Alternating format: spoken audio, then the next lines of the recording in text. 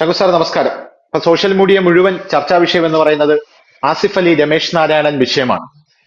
ആസിഫ് അലിയെ തകർക്കാനെത്തിയ ബ്രാഹ്മണ്യം എന്ന രീതിയിൽ വലിയ രീതിയിൽ അത് വേറൊരു വിഭാഗം മുതലെടുക്കുന്നുണ്ട് എന്നുള്ളത് നമുക്കറിയാം. കഴിഞ്ഞ ദിവസം രമേശ് നാരായണൻ ആസിഫ് അലിയെ അപമാനിച്ചു എന്ന് പറഞ്ഞുകൊണ്ട് സോഷ്യൽ മീഡിയ മുഴുവൻ ആസിഫ് അലിക്ക് നിരുപാധികമായിട്ടുള്ള പിന്തുണ പ്രഖ്യാപിക്കുന്നു. അതിനു പിന്നാലെ രമേശ് നാരായണൻ എന്ന് പറയുന്ന സഖാവ് രമേശ് നാരായണൻ പണ്ഡിറ്റ് ജി ആയി വ്യാഖ്യാനിക്കപ്പെടുന്നു. സഖാക്കന്മാരെല്ലാം രമേശ് നാരായണനെ പുലഭ്യം പറഞ്ഞുകൊണ്ട് രംഗത്തെത്തുന്ന കാഴ്ചയാണ് നമുക്ക് കാണാനായിട്ട് സാധിക്കുന്നത്. ആസിഫ് അലി ഈ വിഷയത്തിൽ പ്രതികരിച്ചിട്ടില്ല.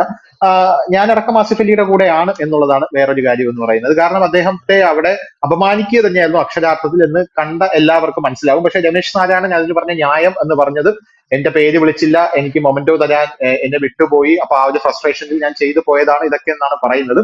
പക്ഷേ എന്താണ് ഈ വിഷയത്തിൽ താങ്കളുടെ ഒരു ടേക്ക്? ഇതിൽ രണ്ടാമതൊരു ചോദ്യം എനിക്കുള്ളതെന്ന് പറഞ്ഞാൽ, ഈ സംഭവം ഇപ്പോ നമ്മുടെ കമ്മ്യൂണിസ്റ്റുകാർ, മാർക്സിസ്റ്റുകാർ, എസ് ഡി പി എക്കാർ ഏറ്റെടുത്ത് ഇത് ഒരു ബ്രാഹ്മണ്യത്തിന്റെ ഒരു ഐത്തത്തിന്റെ ഒരു വിഷയമാക്കി ആ ഒരു ആംഗിളിലേക്ക് ഇതിനെ തിരിച്ചുവിടാൻ ഒരു ശ്രമം നടത്തുന്നു. മറുപടി. നമസ്കാരം നരേഷ്. ഞാൻ ഈ വിഷയം ഇന്നലെ ശ്രദ്ധിച്ചതായിരുന്നു.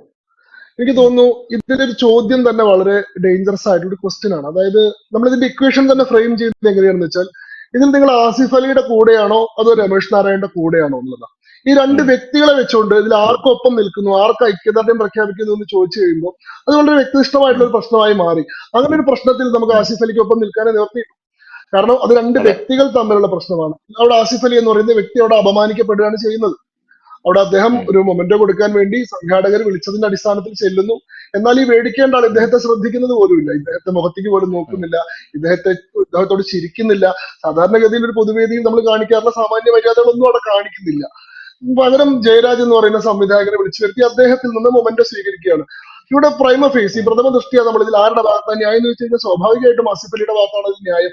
ആസിഫ് അലി വളരെ ഗ്രേസ്ഫുള്ളി ആ സിറ്റുവേഷനെ കൈകാര്യം ചെയ്തു എന്നുള്ളതും അദ്ദേഹത്തിന്റെ ഒരു മഹത്വം വർദ്ധിപ്പിക്കുന്ന ഒരു കാര്യമാണ്.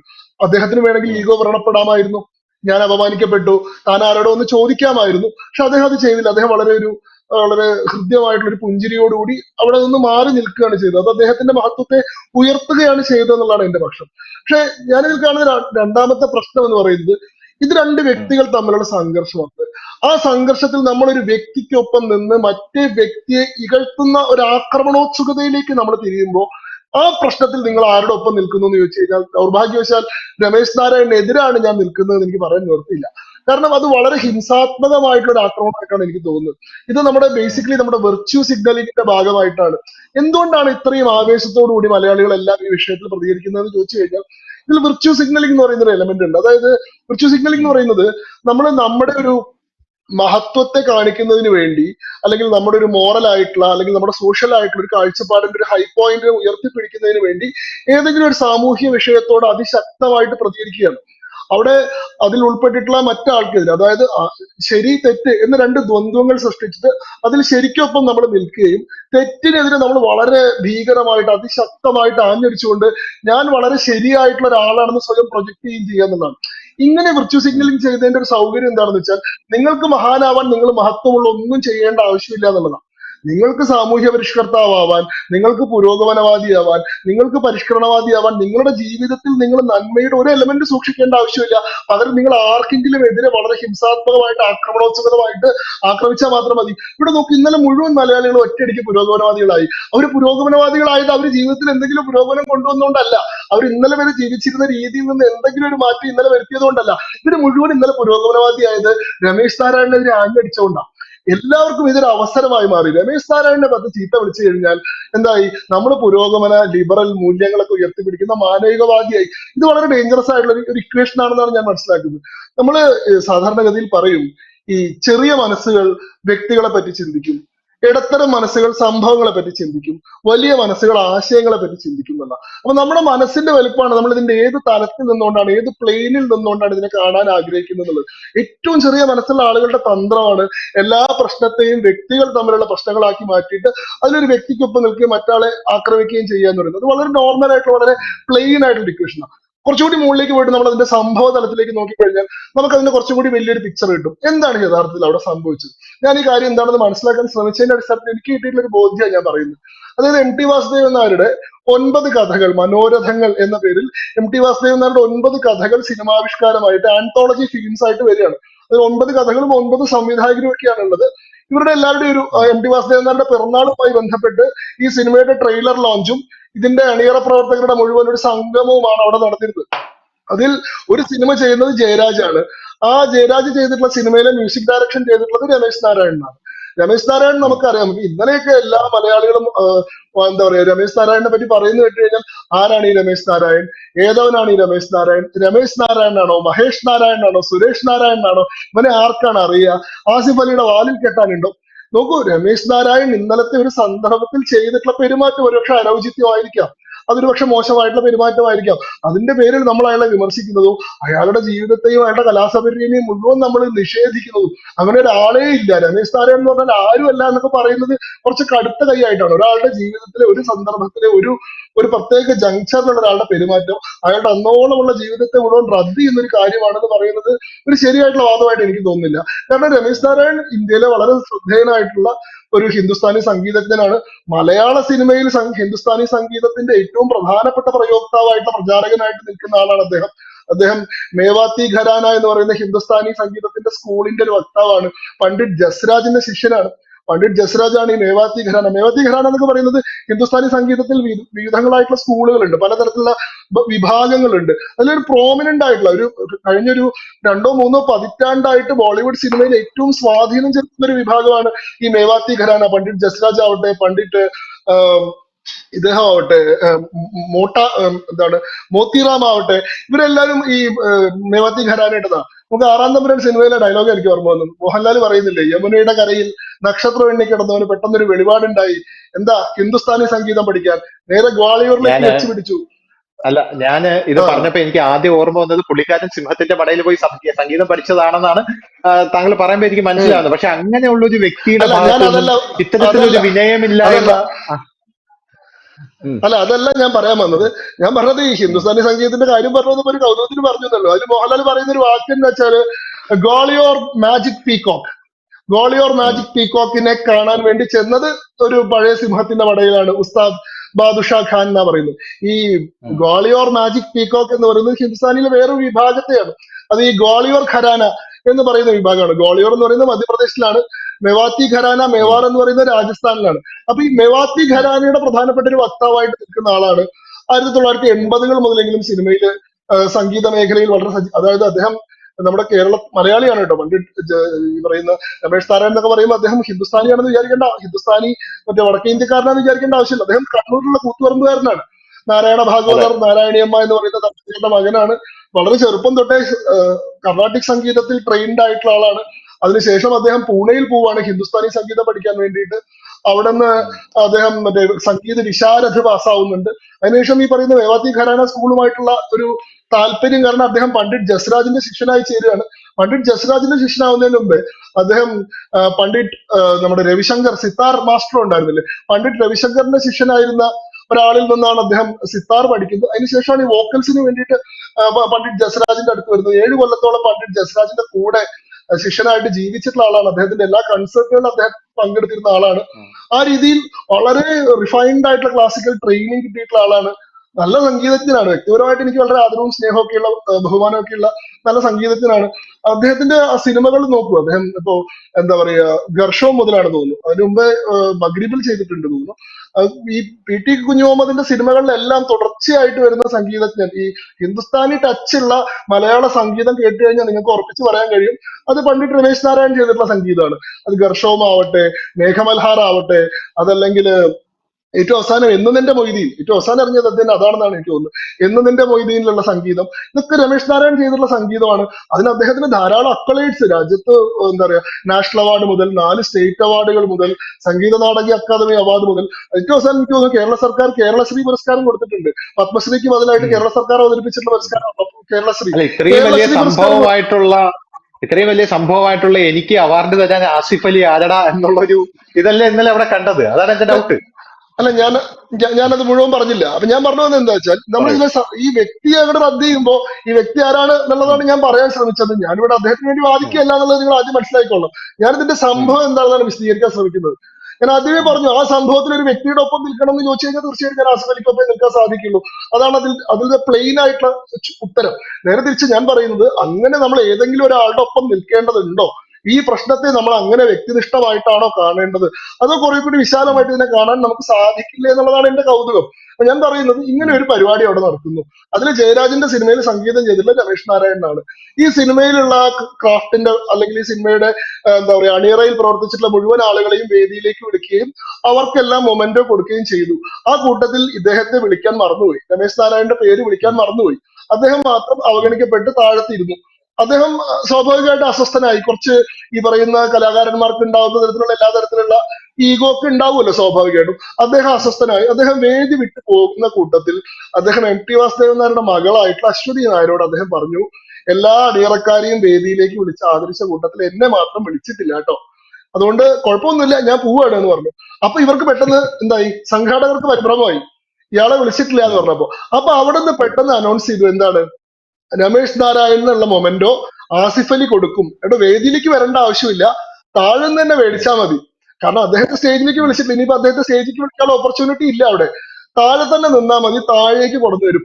അങ്ങനെ വിളിച്ചു പറയുമ്പോൾ അദ്ദേഹത്തിന്റെ പേര് അവർ തെറ്റിച്ചിട്ടാ പറയുന്നത്, കേട്ടോന്ന് അറിയില്ല, സന്തോഷ് നാരായൺ എന്നാ പറയുന്നത്, രമേശ് നാരായൺ എന്നല്ല അവർ പറയുന്നത്. അപ്പോ സ്വാഭാവികമായിട്ട് ഇദ്ദേഹം ആകെ അസ്വസ്ഥനായിരുന്നു.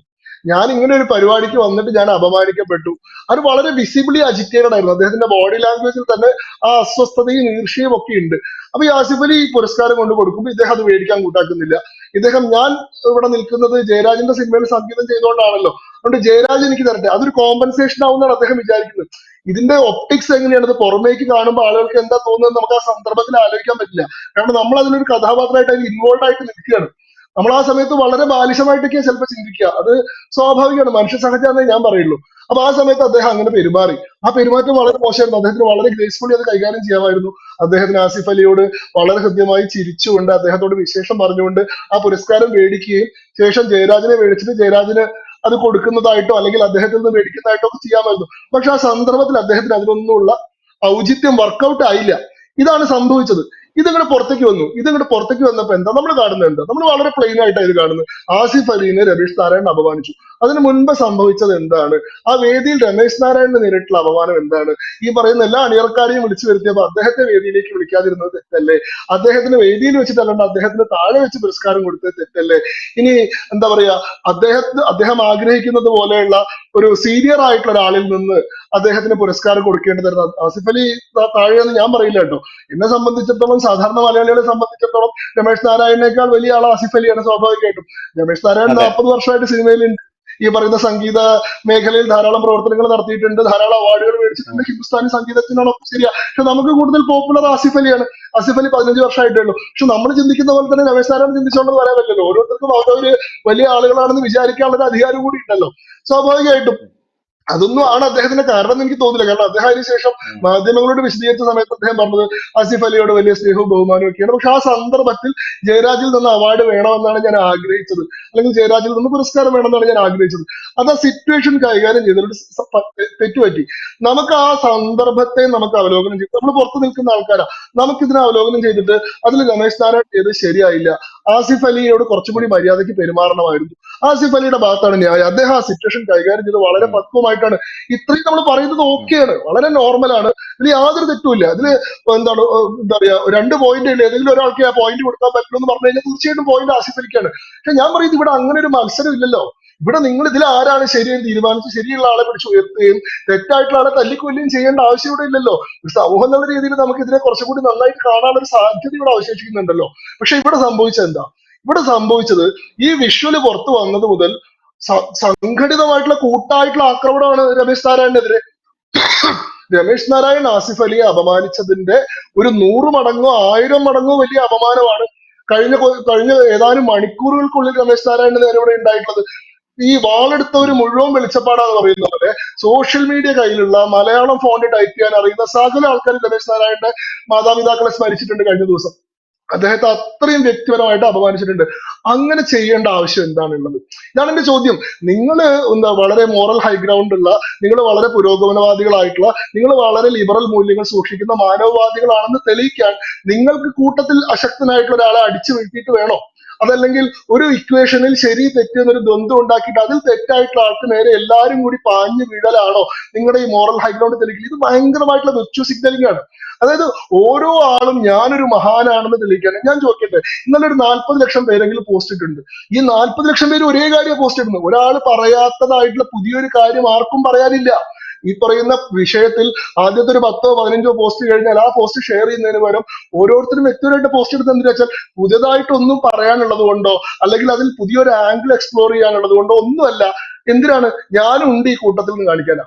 അതായത് ഇന്നലെ ഇപ്പൊ നിങ്ങൾ രമേശ് നാരായണനെതിരെ പോസ്റ്റ് ഇട്ടില്ലെങ്കിൽ, നിങ്ങൾ ആസിഫ് അലിക്ക് ഐക്യദാർഢ്യം പ്രഖ്യാപിച്ചിട്ടില്ലെങ്കിൽ, നിങ്ങൾ പിന്തിരിപ്പൻ മൂല്യങ്ങൾ പിന്തുടരുന്ന, നിങ്ങൾ എന്താണ് ബ്രാഹ്മണിക്കൽ ഹെജിമണിയുടെ വക്താവായിട്ടുള്ള, നിങ്ങൾ ഈ പറയുന്ന മുസ്ലിം വിരോധം മനസ്സിൽ സൂക്ഷിക്കുന്ന ഒരു പിന്തിരിപ്പൻ മൂരാച്ചിയായിട്ട് മുദ്ര കുത്തപ്പെടും. അങ്ങനെയല്ല, ഇത് നല്ലൊരു അവസരമാണ്. ഒരു പണി എടുക്കാണ്ട് വളരെ എളുപ്പത്തിൽ ഫേസ്ബുക്കിൽ ഒരു പോസ്റ്റ് ഇട്ടാൽ നിങ്ങൾക്ക് പുരോഗമനവാദിയാവാൻ കിട്ടുന്ന ഒരു അവസരം ഉപയോഗിച്ചുകൊണ്ട് എല്ലാവരും രമേശ് നാരായണനെ ചീത്ത വിളിക്കുകയാണ്. ഈ ചീത്ത വിളിക്കുന്നവർ മുഴുവൻ ഈ രമേശ് നാരായണൻ ആരാണ് എന്താണെന്ന് അറിഞ്ഞിട്ട് പോലുമല്ല ചീത്ത വിളിക്കുന്നത്. അത് രമേശ് നാരായണന്റെ കുറ്റമാണെന്നുള്ള പോലെ അവർ അവതരിക്കുന്നത്. ആരാടാ ഈ രമേശ് നാരായൺ? ആർക്കറിയാം അവനെ? അയാളെ നിങ്ങൾക്ക് അറിയില്ലെങ്കിൽ അത് അയാളുടെ കുറവല്ല, അത് നിങ്ങളുടെ കുറവാണ്.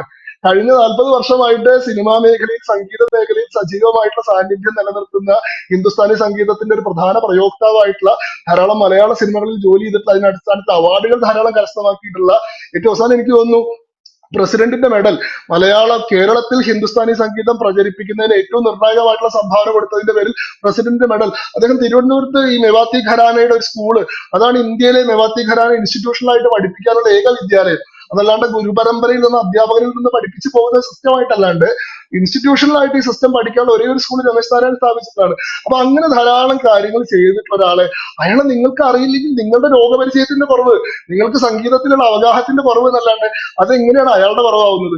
അപ്പൊ ഈ തരത്തിലുള്ള അവനവന്റെ അജ്ഞതയെ പോലും മറ്റൊരാളുടെ കുറവാക്കി കാണിക്കൊണ്ടുള്ള വളരെ ഹിംസാത്മകമായിട്ടുള്ള ആക്രമണം. അവിടെ നിങ്ങൾ ചോദിക്കുന്നു നിങ്ങൾ ആരുടെ കൂടെയാന്ന് ചോദിച്ചു കഴിഞ്ഞാൽ ആ പ്രശ്നത്തിൽ ഞാൻ രമേശ് നാരായണന്റെ കൂടെയാണ്. ആദ്യത്തെ ചോദ്യത്തിൽ ഞാൻ ആസിഫ് അലിക്ക് കൂടെയാണെങ്കിൽ, ഇന്നലെ മുതൽ മലയാളികൾ നടത്തുന്ന രമേശ് നാരായണനായിട്ടുള്ള കൂട്ടാക്രമണത്തിന്റെ പ്രശ്നത്തിൽ നിങ്ങൾ ആർക്കെതിരെയാണെങ്കിൽ ഒരു തെറ്റ് പറ്റി എന്നുള്ളത് ഒരു മനുഷ്യന്റെ റദ്ദിയാണ്, ന്യായമാണെന്ന് ഞാൻ വിചാരിക്കുന്നില്ല. ഒരാളുടെ സുദീർഘമായിട്ടുള്ള ജീവിതത്തെ ഏതെങ്കിലും ഒരു പ്രത്യേക സന്ദർഭത്തിൽ ഒരാൾ നടത്തിയിട്ടുള്ള ഒരു പ്രതികരണത്തിന്റെ ഔചിത്യം അല്പം കുറഞ്ഞുപോയി എന്നതിന്റെ പേരിൽ എന്നേക്കുമായി നിഷേധിക്കാൻ പറ്റും. അദ്ദേഹത്തെ നിങ്ങൾക്ക് കൂട്ടായിട്ട് ആക്രമിച്ച് നിങ്ങൾക്ക് അയാളെ എലിമിനേറ്റ് ചെയ്യാൻ സാധിക്കും എന്ന് പറയുന്ന അവസ്ഥ അതൊരു കാടത്തരമാണ്. തെറ്റ് ചെയ്ത ആൾക്ക് പോലും ആൾക്കൂട്ടത്തെ ഭയക്കാണ്ട് പുറത്തിറങ്ങി നടക്കാൻ പറ്റുന്ന ഒരു സിസ്റ്റമാണ് നമ്മൾ ഉണ്ടാക്കിയിട്ടുള്ള റൂൾ ഓഫ് ലോ, ഈ സ്റ്റേറ്റ് എന്നൊക്കെ പറയുന്നത്. ഒരാൾ തെറ്റ് ചെയ്താൽ ശിക്ഷിക്കാൻ ഇവിടെ സ്റ്റേറ്റ് എന്ന് പറയുന്ന ഒരു സംവിധാനം ഉണ്ട്. അല്ലാണ്ട് വാളെടുത്ത മുഴുവൻ വെളിച്ചപ്പാടായിട്ട് ആക്രമണോത്സുകമായിട്ട് ആഞ്ഞടിക്കുക എന്നുള്ളതല്ല ഇവിടുത്തെ സിസ്റ്റം. ഇവിടെ ആര് വേണമെങ്കിലും കയറി മേയാമെന്ന് പറയുന്ന ഈ ഒരു അവസ്ഥ ഉണ്ടല്ലോ, അത് വളരെ അപകടകരമായിട്ടുള്ള സിസ്റ്റം ആയിട്ടാണ് ഞാൻ കാണുന്നത്. ഇവിടെ നിങ്ങൾ വിർച്വലാണ് നിങ്ങൾ തെളിയിക്കാൻ ഉദ്ദേശിക്കുന്നതെങ്കിൽ പോലും നിങ്ങൾ യഥാർത്ഥത്തിൽ തെളിയിക്കുന്നത് നിങ്ങളുടെ ഉള്ളിലുള്ള വയലൻസ് ആണ്, നിങ്ങളുടെ ഉള്ളിൽ കിടക്കുന്ന, അതായത് സത്യം പറഞ്ഞാൽ നിങ്ങൾ ശരിയും ഞാൻ തെറ്റുമാകുന്ന ഒരു സന്ദർഭം ആലോചിച്ചിട്ട് എനിക്ക് ഭയമുണ്ട്. എന്നെങ്കിലും നിങ്ങളുടെ ഭാഗത്തൊക്കെ ശരിയും എന്റെ ഭാഗത്ത് ഒരു ചെറിയ തെറ്റും പറ്റുന്ന ഒരു അവസ്ഥ വന്നാൽ നിങ്ങൾ എന്നോട് എന്താണ് ചെയ്യാൻ പോകുന്നതെന്ന് ആലോചിച്ചിട്ട് സത്യമായിട്ട് എനിക്ക് ഭയമുണ്ട്. അങ്ങനെ ഒരു പൗരന് ഭയക്കേണ്ട അവസ്ഥ വരരുത് ഒരു സ്റ്റേറ്റിൽ. ഞാൻ തെറ്റ് പറ്റിക്കഴിഞ്ഞാലും അതിനൊരു കറക്റ്റീവ് മെക്കാനിസം ഉണ്ടെന്നും അതിന്റെ പേരിൽ ഞാൻ ആൾക്കൂട്ടാക്രമണത്തിന് വിധേയരാവില്ലെന്നുള്ള ഒരു ധൈര്യമാണ് സ്റ്റേറ്റ് അടിസ്ഥാനമായിട്ട് പ്രൊവൈഡ് ചെയ്യേണ്ടത്. അതല്ല ഇവിടെ ഉള്ളത്. മലയാളികൾ ഞങ്ങൾ പുരോഗമനവാദികളാണെന്ന് തെളിയിക്കാനുള്ള വ്യഗ്രതയിൽ ഞങ്ങൾ തനി കാടന്മാരാണ്, ഞങ്ങൾ തനി അപരിഷ്കൃതരാണ്, ഞങ്ങൾ തനി mob mentality, mob lynching mentality പേറുന്ന ആൾക്കാരാണ് എന്നാണ് തെളിയിച്ചുകൊണ്ടിരിക്കുന്നത് എന്നുള്ളതാണ്. അപ്പൊ ആ പ്രശ്നത്തിൽ നിങ്ങൾ ആരുടെ കൂടെ ചോദിച്ചു കഴിഞ്ഞാൽ ഞാൻ ആ പ്രശ്നത്തിൽ രമേശ് നാരായണന്റെ കൂടെ. എന്റെ അടുത്ത ചോദ്യം, ഇതിനകത്ത് ഈ ബ്രാഹ്മണിക്കൽ ഹെജിമണി എങ്ങനെ കടന്നു വന്നു എന്നുള്ളതാണ്. ഇത് ഏറ്റവും വലിയ പ്രശ്നം എന്ന് പറയുന്നത് ആ ട്രൂ കോപ്പി തിങ്ക് എന്ന് പറയുന്ന ആ വിഷമാണ് ഇതിനകത്ത് ബ്രാഹ്മണിക്കൽ ഹെജിമണി എന്ന് പറയുന്ന സാധനം കലർത്തിയിരിക്കുന്നത്. അതും വലിയ രീതിയിൽ ആഘോഷിക്കപ്പെടുന്നുണ്ട്. കൈരളി പറയുന്നത് ഐറ്റത്തിനെതിരെയുള്ള പോരാട്ടമാണ് എന്നാണ്. ഇതൊക്കെ എങ്ങനെയാണ് ഇതിനകത്ത് കടന്നു വരുന്നത് എന്നുള്ളതാണ്. അല്ലെ, നോക്കി, ഇത് ഇങ്ങനെ ഒരു അവസരം നോക്കി നടക്കുന്ന ആൾക്കാർ ഇവിടെ ഉണ്ട്. ഈ പറയുന്ന ഇങ്ങനത്തെ സംഘർഷങ്ങൾ തന്നെ ഇതിനെ വല്ലാണ്ട് പർവ്വതീകരിക്കുന്ന രണ്ട് വ്യക്തികൾ തമ്മിൽ നടന്നിട്ടുള്ള ഒരു സ്പാറ്റ്, ഒരു കമ്മ്യൂണിക്കേഷൻ എറർ, ഒരു മിസ്അണ്ടർസ്റ്റാൻഡിങ്, ഒരു തെറ്റിദ്ധാരണ, അങ്ങനെ ലളിതമാക്കി വിടാവുന്ന ഒരു പ്രശ്നത്തെ അതിനെങ്ങനെ പർവ്വതീകരിക്കുന്നത് എങ്ങനെയാണെന്ന് വെച്ചാൽ ആ വിടവുകൾക്കിടയിലാണ് ഇവർ കൊഴുക്കുന്നത് എന്നുള്ളതുകൊണ്ടാണ്. മനുഷ്യർ ഒന്നിച്ച് നിൽക്കുന്ന സമയത്ത് ഇവർക്ക് ഒന്നും ചെയ്യാൻ പറ്റില്ല. ഇവരുടെ അടിസ്ഥാനപരമായിട്ടുള്ള സിദ്ധാന്തം എന്താ? ഇവരുടെ അടിസ്ഥാനപരമായിട്ടുള്ള സിദ്ധാന്തം മനുഷ്യരെ തമ്മിൽ ഭിന്നിപ്പിക്കുകയും തമ്മിൽ അടുപ്പിക്കുകയും ചെയ്യുക എന്നുള്ളതാണ്. ഉള്ളവനും ഇല്ലാത്തവനും തമ്മിലുള്ള സംഘർഷമാണ് ലോക ചരിത്രത്തിന്റെ ഗതിയെ തന്നെ നിർണ്ണയിക്കുന്ന ആകെ ശക്തി എന്ന് വിശ്വസിക്കുന്ന ആൾക്കാരാണ്. അവിടെ കോൺഫ്ലിക്റ്റ് ആണ് പ്രോഗ്രസിലേക്കുള്ള ഒരേ ഒരു മാർഗം. അല്ലാണ്ട് സമാധാനപരമായിട്ട് ഒരു സമൂഹം, ഒരു സമാജം ഇങ്ങനെ മുന്നോട്ട് പോകുക എന്ന് പറയുന്നത് അത് ഇവര് ഭയങ്കര മോശമായിട്ടുള്ള പ്രവണതയായിട്ട് അവർ കണക്കാക്കുന്നത്. സമൂഹത്തിന് പുരോഗതി ഉണ്ടാണെങ്കിൽ എന്താ വേണ്ടത്? എപ്പോഴും ആൾക്കാർ അവരുടെ ക്ലാസ് ഡിഫറൻസസിന്റെ പേരിൽ കലഹിച്ചുകൊണ്ട് സംഘർഷത്തിൽ ഏർപ്പെട്ടുകൊണ്ടിരിക്കണം. അതിപ്പോ ഉള്ളവരും ഇല്ലാത്തവരും തമ്മിലുള്ള സംഘർഷം ആയിക്കോട്ടെ, അത് മുതലാളിയും തൊഴിലാളിയും തമ്മിലുള്ള സംഘർഷം ആയിക്കോട്ടെ, അതല്ലെങ്കിൽ അത് കറുത്തവനും വെളുത്തവനും തമ്മിലുള്ള സംഘർഷം ആയിക്കോട്ടെ, അത് സവർണനും അവർണനും തമ്മിലുള്ള സംഘർഷം ആയിക്കോട്ടെ. ഇവിടെ എപ്പോഴും ഈ സമൂഹത്തെ ഇങ്ങനെ രണ്ടാക്കി ഭാഗിച്ചിട്ട് അതിൽ ഒരു വിഭാഗം, അതായത് ജനസംഖ്യ കൊണ്ട് കൂടുതലും സോഷ്യൽ പ്രിവിലേജ് കൊണ്ട് കുറവുള്ള ഒരു വിഭാഗത്തെ ഐഡന്റിഫൈയും ജനസംഖ്യ കൊണ്ട് കുറവും സോഷ്യൽ പ്രിവിലേജ് കൊണ്ട് കൂടുതലുള്ള ഒരു വിഭാഗത്തെ ഐഡന്റിഫൈയും ഈ പറയുന്ന വലിയ വിഭാഗത്തിന്റെ കൂടെ നിന്നുകൊണ്ട് മറ്റേ വിഭാഗത്തിനെതിരെ നിരന്തരമായിട്ട് വെറുപ്പും വിദ്വേഷവും വിതച്ചുകൊണ്ട് ഇവരുടെ മനസ്സിൽ ഡിസ്കണ്ടന്റ് സൃഷ്ടിച്ചുകൊണ്ട് സമൂഹത്തിൽ സംഘർഷം സൃഷ്ടിക്കലാണ് ഇവരുടെ രീതി. അപ്പൊ ഇവരെ സംബന്ധിച്ചിടത്തോളം ഇതൊക്കെ അവസരങ്ങളാണ്. ഒരിക്കലും പോപ്പ് പറഞ്ഞിട്ടില്ലേ, disaster is an opportunity to convert എന്ന് പറഞ്ഞിട്ടില്ലേ? അതായത് ദുരന്തങ്ങൾ പോലും ഈ പറയുന്ന സുവിശേഷത്തിനുള്ള വലിയ സാധ്യതയാണെന്ന് പറഞ്ഞതുപോലെ ഇവർ ഇത്തരം ദുരന്തങ്ങളെ വലിയ കൊയ്ത്ത് പാടങ്ങളായിട്ടാണ് കാണുന്നത്. ഇവരുടെ ഈ ജാതി കൃഷി ഇറക്കാൻ പറ്റിയ ഇതിലിപ്പോ എങ്ങനെയാ ഇതിൽ ജാതി ഉണ്ടെന്നുള്ള കാര്യത്തിൽ എനിക്ക് സംശയമുണ്ട്. കാരണം എന്താ വെച്ചാൽ ഒന്ന്, ഈ പണ്ഡിറ്റ് രമേശ് നാരായൺ ബ്രാഹ്മണനൊന്നുമല്ല. അദ്ദേഹം ബ്രാഹ്മണനാണോ എന്ന് എനിക്ക് അറിയില്ല കേട്ടോ. അദ്ദേഹത്തിന്റെ ജാതി ഏതാണെന്ന് എനിക്ക് അറിയില്ല. പക്ഷെ അങ്ങനെയാണെന്ന് എനിക്ക് തോന്നുന്നില്ല. കാരണം അദ്ദേഹം കണ്ണൂർ കൂത്തുപറമ്പുള്ള ഒരു നാരായണ ഭാഗവതരുടെ മകനാണ്. വളരെ ഹമ്പിൾ ആയിട്ടുള്ള ബിലോങ്ങിങ്സിൽ നിന്ന് തുടങ്ങി വന്നിട്ടുള്ള ഒരാളാണ്. പിന്നെ അദ്ദേഹം പ്രതിദാനം ചെയ്ത സ്കൂള് അതൊരു ബ്രാഹ്മണിക്കൽ സ്കൂളല്ല. അദ്ദേഹം ഹിന്ദുസ്ഥാനി സംഗീതത്തിൽ ഈ മെവാത്തി ഘരാന എന്ന് പറയുന്ന വിഭാഗം, എനിക്ക് തോന്നുന്നു നാസർ ഖാനും അതേപോലെ തന്നെ ഹുസൈൻ ഖാൻ, അങ്ങനെയുള്ള എന്താ പറയാ, നമ്മുടെ അഹല്യാബായി ഹോൽക്കറിലെ ഹോൽക്കറിന്റെ കോട്ടിൽ ഉണ്ടായിരുന്ന സംഗീതജ്ഞന്മാരാണ് ഈ ഒരു ഗ്വാളിയർ ഈ പറയുന്ന ഇതിന്റെ എന്താണ് ഈ മെവാത്തി സ്കൂളിന്റെ പ്രയോക്താക്കളായിട്ട് വരുന്നത്. അതിൽ പിന്നീട് ധാരാളം സംഗീതജ്ഞരുണ്ട്. അതൊന്നും ഏതെങ്കിലും ഒരു മതത്തിന്റെയോ ഏതെങ്കിലും ഒരു ജാതി വിഭാഗത്തിന്റെയോ ഏതെങ്കിലും ഒരു സാമുദായിക വിഭാഗത്തിന്റെയോ ഒന്നും അവകാശികളല്ല. ഈ ഇദ്ദേഹമാണെങ്കിൽ രാഷ്ട്രീയമായിട്ട് ഇടതുപക്ഷത്തിനോടൊപ്പം നിൽക്കുന്ന ആളാണ്. ഈ പറയുന്ന രമേശ് നാരായൺ എന്ന് പറയുന്ന ആള്, ഞാൻ പറഞ്ഞില്ലേ കേരള സർക്കാർ കേരളശ്രീ പുരസ്കാരം കൊടുത്തിട്ടുള്ള ആളല്ലേ. ഒക്കെ പോട്ടെ, 2020 പ്രസിഡന്റ് എന്താ പറയാ 11 ആൾക്കാർക്ക് നാഷണൽ അവാർഡ് നേരിട്ട് കൊടുക്കുള്ളൂ, ബാക്കിയുള്ള ആളുകൾക്ക് സ്മൃതി ഇറാനി HRD മിനിസ്റ്ററാണ് കൊടുക്കുക എന്ന് പറഞ്ഞപ്പോ HRD മിനിസ്റ്ററിൽ നിന്ന് ഞങ്ങൾ പുരസ്കാരം വാങ്ങില്ല എന്നുകൊണ്ട് കലഹിച്ച് മാറിയുന്ന കുറെ ആൾക്കാരുണ്ടായിരുന്നല്ലോ. ആ കൂട്ടത്തിലെ പ്രധാനപ്പെട്ട ആളായിരുന്നു രമേശ് നാരായൺ. അന്ന് മറ്റേ സ്മൃതി ഇറാനിയിൽ നിന്ന് ഞാൻ പുരസ്കാരം മേടിക്കില്ല, ഞാൻ രാഷ്ട്രപതിയിൽ നിന്ന് പുരസ്കാരം മേടിക്കുള്ളൂ എന്ന് പറഞ്ഞിട്ട് പാർവതി തിരുവോത്തിനും ഫഹദ് ഫാസിലിനും ഒപ്പം അണിനിരന്നിട്ടുള്ള പ്രധാനപ്പെട്ട ആളാണ്. അപ്പൊ രാഷ്ട്രീയമായിട്ട് ഇടതുപക്ഷത്തിനൊപ്പം നിൽക്കുന്ന ആളാണ്. ആസിഫ് അലി ആവട്ടെ, ആസിഫ് അലിയും ഈ പറയുന്ന വളരെ മെച്ചപ്പെട്ട സാമ്പത്തികമായിട്ടുള്ള സാമൂഹികമായിട്ടുള്ള ചുറ്റുപാടുകളൊക്കെ ഉള്ള ഒരു കുടുംബത്തിൽ നിന്ന് വരുന്ന ആളാണ്. അദ്ദേഹം കഴിഞ്ഞ 15 വർഷമായിട്ട് സിനിമയിലുള്ള ആളാണ്. ഈ രമേശ് നാരായൺ ഉണ്ടാക്കിയതിനേക്കാൾ കൂടുതൽ പണവും പ്രശസ്തിയും പദവികളും അവസരങ്ങളും ഒക്കെ അദ്ദേഹം ഉണ്ടാക്കിയിട്ടുണ്ട്. രമേശ് നാരായൺ 40 കൊല്ലം കൊണ്ട് സമ്പാദിച്ചതിനേക്കാൾ കൂടുതൽ 15 കൊല്ലം കൊണ്ട് സോഷ്യൽ ക്യാപിറ്റൽ ഉൾപ്പെടെ, ഞാൻ പറയുന്നത് എക്കണോമിക് ഇത് മാത്രമല്ല, സാമ്പത്തിക സ്ഥിതി മാത്രമല്ല, സാമൂഹിക സ്ഥിതി ഈ പറയുന്ന ആസിഫ് അലി സമ്പാദിച്ചിട്ടുണ്ട്. അദ്ദേഹവും രാഷ്ട്രീയമായിട്ട് ഇടതുപക്ഷത്തിനൊപ്പം നിൽക്കുന്ന ആളാണ്, ഇടതുപക്ഷത്തിന്റെ വേദികളിൽ സ്ഥിരം വരുന്ന ആളാണ്. അപ്പൊ രണ്ടാളും എന്താണ് സാമൂഹികമായിട്ട് വലിയൊരു അജഗജാന്തരമുള്ള പ്രിവിലേജ്ഡ് നോൺ പ്രിവിലേജ്ഡ് എന്ന് പറയാൻ കഴിയുന്ന ഒരു വിഭാഗത്തിൽ ഇതിൽ നോൺ പ്രിവിലേജ്ഡ് ഉണ്ടെങ്കിൽ താരതമ്യേന കുറഞ്ഞ പ്രിവിലേജ് ഉള്ളത് രമേശ് നാരായണാണെന്ന് ഞാൻ പറയും. ആസിഫ് അലിക്കായിരിക്കും ഈ പറയുന്ന രമേശ് നാരായണനേക്കാൾ കൂടുതൽ പ്രിവിലേജ് സാമൂഹികമായിട്ടെങ്കിലും ഉള്ളത്. കാരണം കൂടുതൽ റെക്കഗ്നിഷൻ കിട്ടുന്ന, കൂടുതൽ അംഗീകാരം കിട്ടുന്ന, കൂടുതൽ തിരിച്ചറിവ് കിട്ടുന്ന ഒരാൾ അദ്ദേഹമാണ് എന്നുള്ളത് കൊണ്ടാണ്. അപ്പൊ ഇതിലേക്ക് എങ്ങനെ കൊണ്ടുവരിക എന്ന് വെച്ച് കഴിഞ്ഞാൽ ഒന്നുമില്ല, വളരെ സിമ്പിൾ ആണ്. ഒരു പ്രശ്നത്തില് എങ്ങനെയെങ്കിലും രണ്ടാള് തമ്മിലുള്ള പ്രശ്നത്തിൽ രണ്ടാളുടെയും ജാതി നോക്കുക. ഒരാള് ഹിന്ദു മറ്റാള് മുസ്ലിം ആണെങ്കിൽ നമുക്ക് അവിടെ സ്വാഭാവികമായിട്ട് ജാതി ആരോപിക്കാം. അതിൽ ഇയാളുടെ ജാതി ഏതാന്നുള്ളത് വിഷയമല്ല. അവിടെ പറയാം ഇത് ജന്മജാതിയല്ല, ഇത് ഹിന്ദു മതം തലമുറകളായി കൈമാറി വരുന്ന ബ്രാഹ്മണ്യ ചിന്താഗതിയാണ് ഇയാളുടെ ഉള്ളിൽ ഗൂഢമായി പ്രവർത്തിക്കുന്നത്. പ്രസിഡന്റ് രാംനാഥ് കോവിന്ദിന്റെ ബ്രാഹ്മണ്യം ഉണ്ട് പറഞ്ഞ ആൾക്കാരെ വരും. അദ്ദേഹം SC വിഭാഗത്തിൽ നിന്ന് വന്നിട്ടുള്ള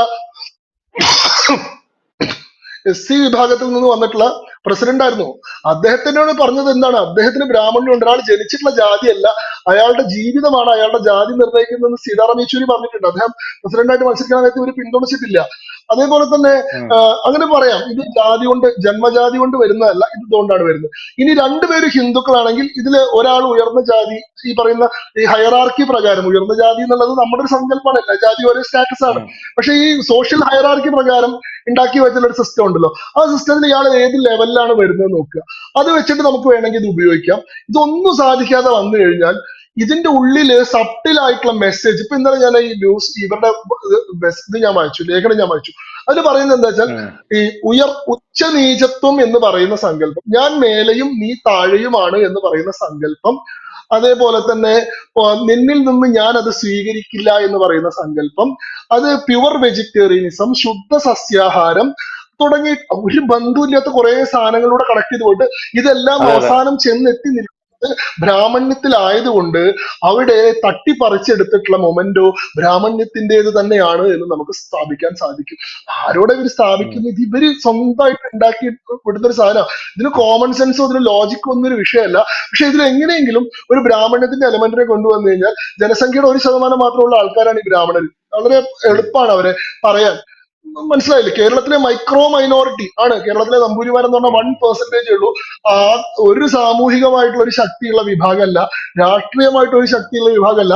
EMS നമ്പൂതിരിപ്പാട് കേരളത്തിലെ മുഖ്യമന്ത്രി ആയിട്ടുണ്ടെന്ന് ചരിത്രം മാറ്റി നിർത്തി കഴിഞ്ഞാൽ പിന്നെ ഈ പറയുന്ന നമ്പൂരിമാരുടെ ഇടയിൽ നിന്ന് ഒരു മുഖ്യമന്ത്രി ഉണ്ടായിട്ടില്ല, ഒരു മന്ത്രി ഉണ്ടായിട്ടില്ല, ഒരു MLA ഉണ്ടായിട്ടില്ല, ഒരു MP ഉണ്ടായിട്ടില്ല, ഒരു ഹൈക്കോടതി ചീഫ് ജസ്റ്റിസ് ഉണ്ടായിട്ടില്ല, ഒരു മറ്റേ ചീഫ് സെക്രട്ടറി ഉണ്ടായിട്ടില്ല. നിങ്ങൾ ഈ ബ്യൂറോക്രസിയിൽ അധികാരത്തിന്റെ ഹയറാർക്കികളിൽ മുഴുവൻ നോക്കിക്കോളൂ.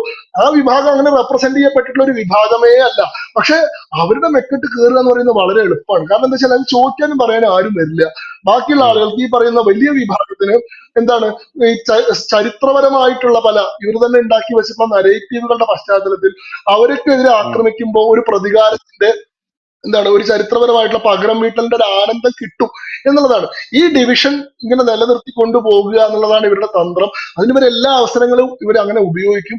അങ്ങനെ അവസരം നോക്കി നടത്തുന്ന ആളുകൾക്ക് അവസരങ്ങൾ ഉണ്ടാക്കി കൊടുക്കാതിരിക്കാനുള്ള കോമൺ സെൻസ് ആണ് നമ്മൾ ചെയ്യേണ്ടത്. ഇത് രണ്ട് വ്യക്തികൾ തമ്മിൽ ഉണ്ടായിട്ടുള്ള ഒരു മിസ്അണ്ടർസ്റ്റാൻഡിംഗ് ആണെന്നുള്ള രീതിയിൽ നമ്മളത് മനസ്സിലാക്കി കഴിഞ്ഞാൽ ഇതിൽ ഇത്രയും വലിയ വ്യാഖ്യാനത്തിന്റെയും വായനയുടെയും ഒന്നും സാധ്യത ഉണ്ടാവില്ല.